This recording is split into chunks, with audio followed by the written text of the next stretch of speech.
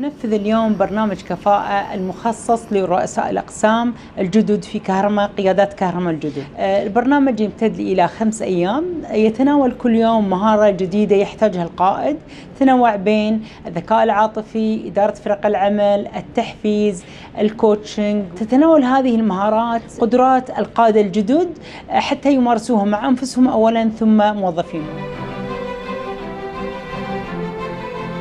أتممنا اليوم ولله الحمد النسخة الخامسة من برنامج كفاءة، واللي يهدف إلى تعزيز مفاهيم وأساليب القيادة الحديثة للقيادات المؤسسية في كهرماء. طبعا الدورة كانت منقسمة لكذا محور، منها الذكاء العاطفي، التعريف بالأنماط الشخصية للموظفين، وأيضا التعريف بطرق إدارة فرق العمل.